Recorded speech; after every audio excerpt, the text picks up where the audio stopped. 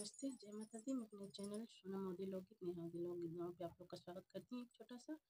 सोहर गीत, बहुत प्यारा सोहर गीत है, आप लोग सुनिएगा और फुल वॉच करिएगा और कमेंट बॉक्स में ज़रूर बताइएगा कि हमारा सोहर गीत आप सबको कैसा लगा। अच्छा लगा तो हमारे चैनल को लाइक सब्सक्राइब शेयर जरूर करिएगा। लाली पलंग राजा सोमई रानिया बेनिया कई रानिया बेनिया कई हो राजा छोड़ी देत्या हमारो चरवाया गाना उठी बैठिया गाना उठी बैठी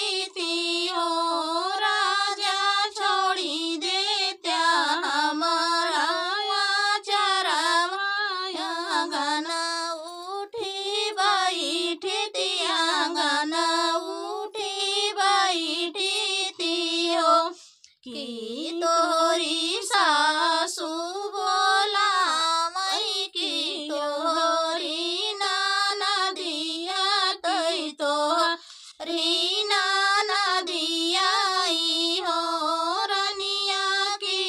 तोरे गोदिया लाला नवाया गाना उठी बैठी गाना उठी बैठी रनिया की तोरे गोदिया लाला नवाया गाना उठी बैठी गाना उठी बैठी नहीं मोरी सासू बोला मई तनाही नाना दिया तनाही नाना दिया राजा उठली कमरिया में पीरा गाना उठी बैठिया गाना उठी बैठब राजा उठली कमरिया में पीरा गाना उठी बैठब गाना उठी बैठब हो ताई भोर पाटल लाना जानम लिहले लाना जानम लिहले नी हो सखिया बरहु बजन द्वारे बाजैया गाना उठै सोहरिया गाना उठै सोहर हो सखिया बरहु बजन द्वारे बाजैया गाना उठै सोहरिया गाना उठै सोहर हो इतना बजन द्वारे बाजैया गाना